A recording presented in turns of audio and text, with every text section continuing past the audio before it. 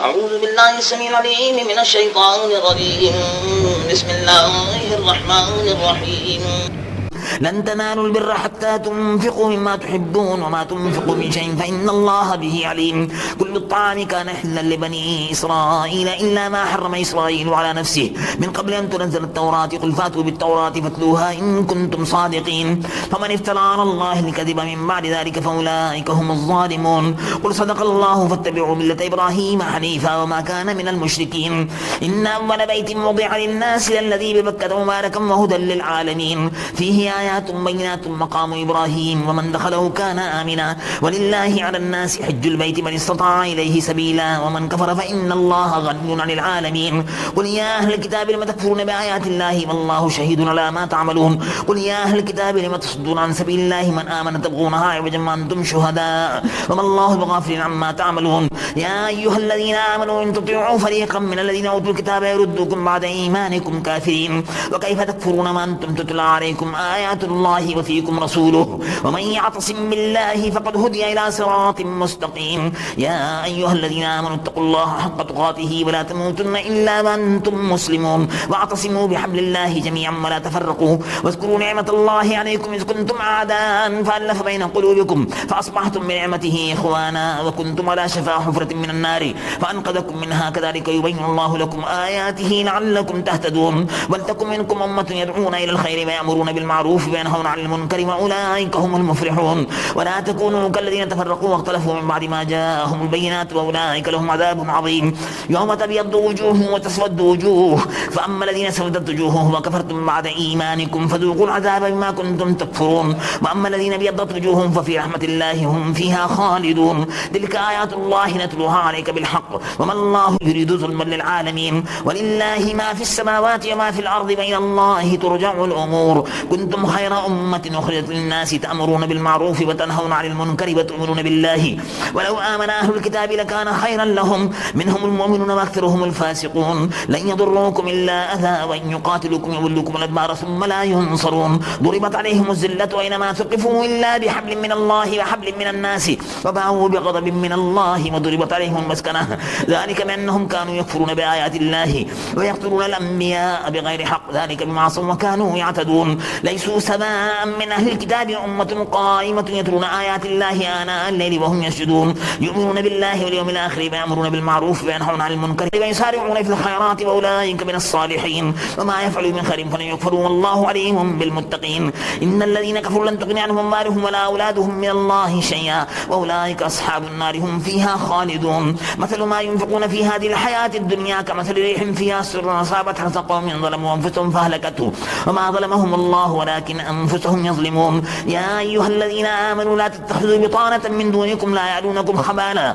ودوا ما عنتم قد بدت البغضاء من أفواههم وما تخفي صدورهم أكبر قد بينا لكم الآيات إن كنتم تعقلون. ها أنتم لا تحبونهم ولا يحبونكم وتؤمنون بالكتاب كله وإذا لقوكم قالوا آمنا وإذا خلوا عضوا عليكم الأنامل من الغيظ قل موتوا بغيظكم إن الله عليم بذات الصدور. إن تمسسكم حسنة تسؤهم وإن تصبكم سيئة يفرحوا بها وإن تصبروا وتتقوا لا يضركم كيدهم شيئا إن الله بما يعملون محيط. وإذ غدوت من أهلك تبوئ المؤمنين مقاعد للقتال والله سميع عليم. إذ همت طائفتان منكم أن تفشلا والله وليهما وعلى الله فليتوكل المؤمنون. ولقد نصركم الله ببدر ما أنتم أذلة فاتقوا الله لعلكم تشكرون. إذ تقول للمؤمنين لن يكفيكم أن يمدكم ربكم ب3,000 من الملائكة منزلين بلى إن تصبروا وتتقوا ويأتكم من فورهم هذا يمددكم ربكم ب5,000 من الملائكة مسلمين وما جعله الله إلا بشرى لكم ولتطمئن قلوبكم به وما النصر إلا من عند الله العزيز الحكيم.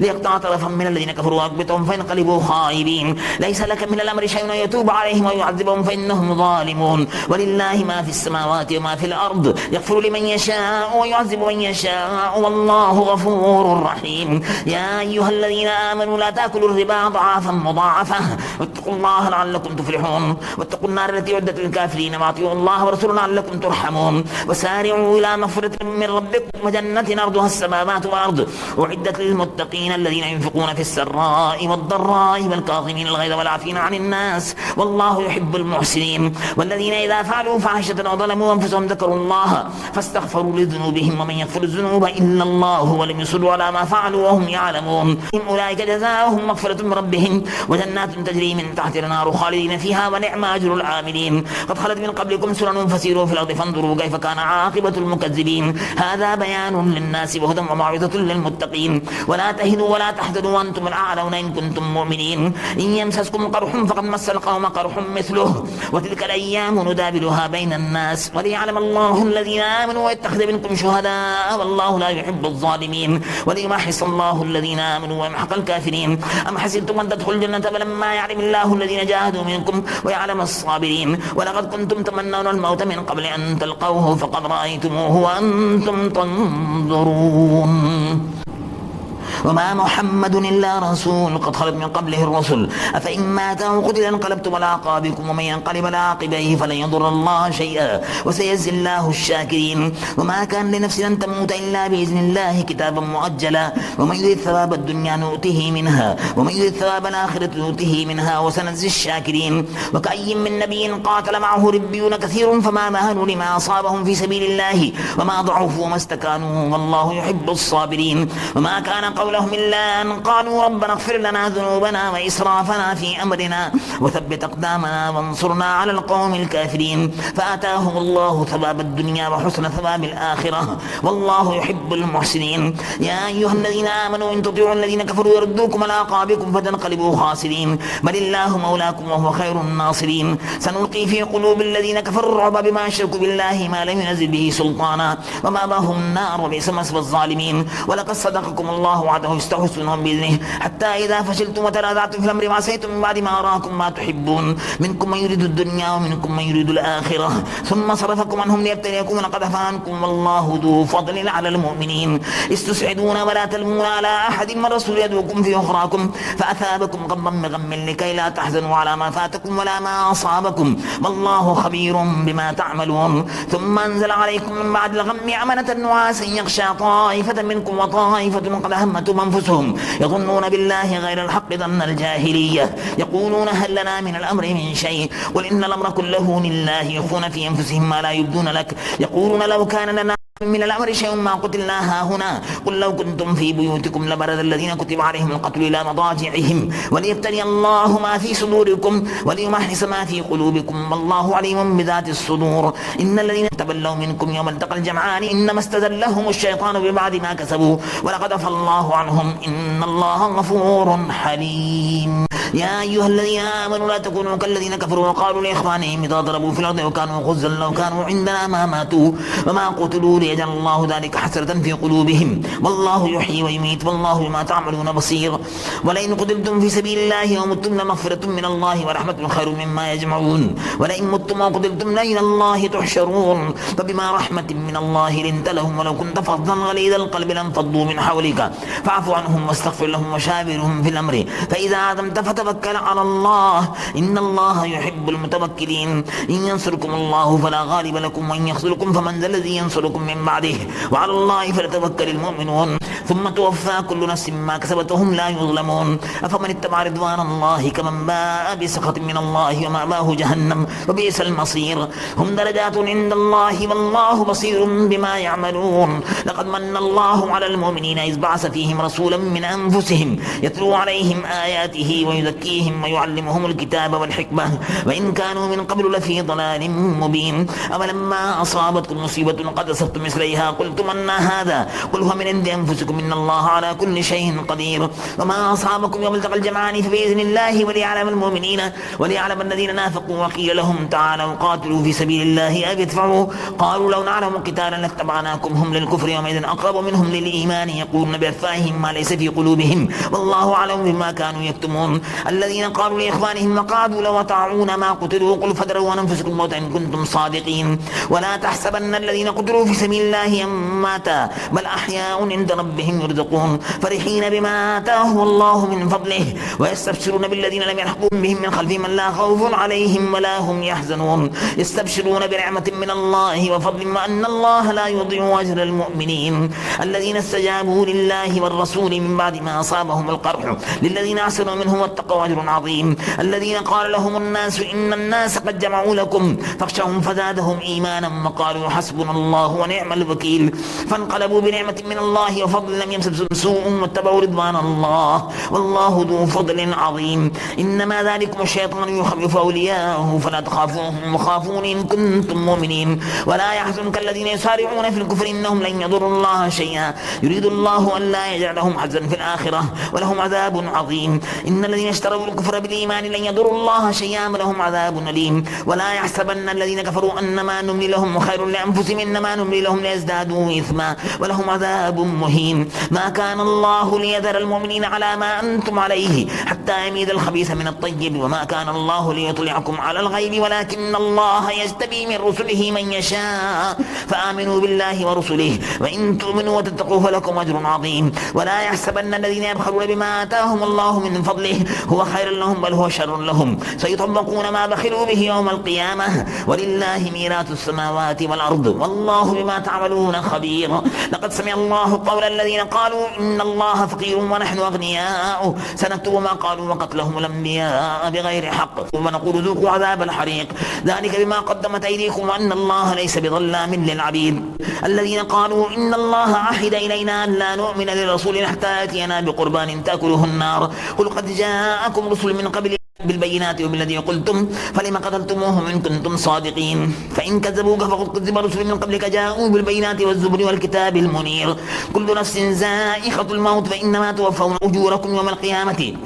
فمن زحزح عن النار وأدخل الجنة فقد فاز وما الحياة الدنيا إلا متاع الغرور لتبلون في أموالكم وأنفسكم ولتسمعن من الذين أوتوا الكتاب من قبلكم ومن الذين أشركوا أذى كثيرا وإن تصبروا وتتقوا فإن ذلك من عزم الأمور وإذ أخذ الله ميثاق الذين أوتوا الكتاب لتبيننه للناس ولا تكتمونه فنبذوه وراء ظهورهم واشتروا به ثمنا قليلا فبئس ما يشترون لا تحسبن الذين يفرحون بما أتوا ويحبون أن يحمدوا بما لم يفعلوا فلا تحسبنهم بمفازة من العذاب ولهم عذاب أليم ولله ملك السماوات والأرض والله على كل شيء قدير إن في خلق السماوات والأرض واختلاف الليل والنهار لآيات لأولي الألباب الذين يذكرون الله قياما وقعودا وعلى جنوبهم ويتفكرون في خلق السماوات والأرض ربنا ما خلقت هذا باطلا سبحانك فقنا عذاب النار ربنا إنك من تدخل النار فقد أخزيته وما للظالمين من أنصار ربنا إننا سمعنا مناديا ينادي للإيمان أن آمنوا بربكم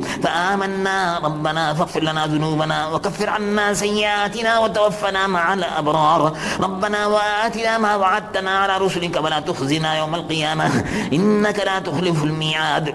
فاستجاب لهم ربهم أني لا أضيع عمل عامل منكم من ذكر أو أنثى بعضكم من بعض فالذين هاجروا وأخرجوا من ديارهم وأوذوا في سبيلي وقاتلوا وقتلوا لأكفرن عنهم سيئاتهم ولأدخلنهم جنات تجري من تحتها الأنهار ثوابا من عند الله والله عنده حسن الثواب لا يغرنك تقلب الذين كفروا في البلاد متاع قليل ثم مأواهم جهنم وبئس المهاد لكن الذين اتقوا ربهم لهم جنات تجري من تحت الأنهار خالدين فيها نزلا من عند الله وما عند الله خير للأبرار وإن من أهل الكتاب لمن يؤمن بالله وما أنزل إليكم وما أنزل إليهم خاشعين لله لا يشترون بآيات الله ثمنا قليلا أولئك لهم أجرهم عند ربهم إن الله سريع الحساب يا أيها الذين آمنوا اصبروا وصابروا ورابطوا واتقوا الله لعلكم تفلحون يا أيها الناس اتقوا ربكم الذي خلقكم من نفس واحدة وخلق منها زوجها وبث منهما رجالا كثيرا ونساء نساء واتقوا الله الذي تساءلون به والأرحام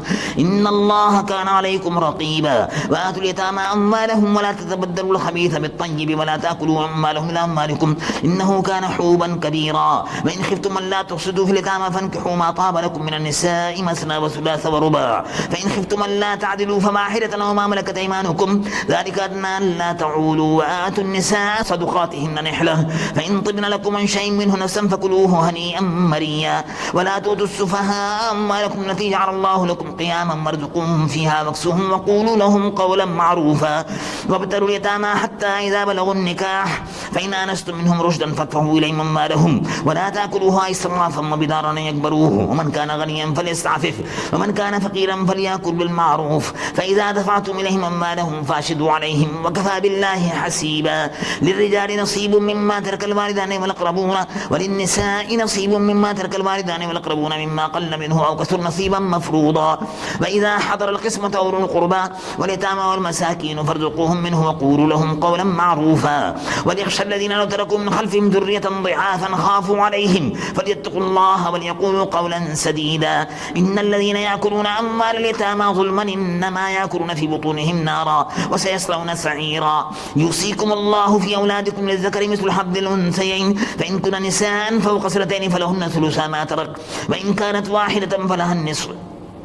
ولأبويه لكل واحد منهما السدس مما ترك إن كان له ولد فإن لم يكن له ولد وورثه أبواه فلأمه الثلث فإن كان له إخوة فلأمه السدس من بعد وصية يوصي بها أو دين آباؤكم وأبناؤكم لا تدرون أيهم أقرب لكم نفعا فريضة من الله إن الله كان عليما حكيما ولكم نصف ما ترك أزواجكم إن لم يكن لهن ولد فإن كان لهن ولد فلكم الربع مما تركن من بعد وصية يوصين بها أو دين ولهن الربع مما تركتم إن لم يكن لكم ولد فإن كان لكم ولد فلهن الثمن مما تركتم من بعد وصية توصون بها أو دين وإن كان رجل يورث كلالة بامرأة وله أخ أو أخت فلكل واحد منهما السدس فإن كانوا أكثر من ذلك فهم شركاء في السدس من بعد وصية يوصى بها أو دين غير مضار وصية من الله والله عليم حليم تلك حدود الله ومن يطع الله ورسوله يدخل جنات تجري من تحت الأنهار خالدين فيها وذلك الفوز العظيم ومن يعص الله ورسوله ويتعد حدوده يدخل نارا خالدا فيها وله عذاب مهين واللاتي ياتين الفاحشة من نسائكم فاستشهدوا عليهن أربعة منكم فإن شهدوا فامسكوهن في البيوت حتى يتوفاهن الموت أو يجعل الله لهن سبيلا واللذان ياتيانها منكم فعازوهما فإن تابا وأصلحا فاعرضوا عنهما إن الله كان توابا رحيما إنما التوبة على الله للذين يعملون السوء بجهالة ثم يتوبون من قريب فأولئك يتوب الله عليهم وكان الله عليما حكيما وليست التوبة للذين يعملون السيئات حتى إذا حضر أحدهم الموت قال إني تبت الآن ولا الذين يموتون وهم كفار أولئك أعتدنا لهم عذابا أليما يا أيها الذين آمنوا لا يحل لكم أن ترثوا النساء كرها ولا تعضلوهن لتذهبوا ببعض ما آتيتموهن إلا أن يأتين بفاحشة مبينة وعاشروهن بالمعروف فإن كرهتموهن فعسى أن تكرهوا شيئا ويجعل الله فيه خيرا كثيرا وإن أردتم استبدال زوج مكان زوج وآتيتم إحداهن قنطارا فلا تأخذوا منه شيئا تأخذونه بهتانا وإثما مبينا وكيف تأخذونه وقد أفضى بعضكم إلى بعض وأخذن منكم ميثاقا غليظا ولا تنكحوا ما نكح آباؤكم من النساء إلا ما قد سلف إنه كان فاحشة ومقتا وساء سبيلا حرمت عليكم أمهاتكم وبناتكم وأخواتكم وعماتكم وخالاتكم وبنات الأخ وبنات الأخت وأمهاتكم اللاتي يرضعنكم وأخواتكم من الرضاعة وأمهات نسائكم وربائبكم اللاتي في حجوركم من نسائكم اللاتي دخلتم بهن فإن لم تكونوا دخلتم بهن فلا جناح عليكم وحلائل أبنائكم الذين من أصلابكم وأن تجمعوا بين الأختين إلا ما قد سلف إن الله كان غفورا رحيما آمنت بالله صدق الله العلي العظيم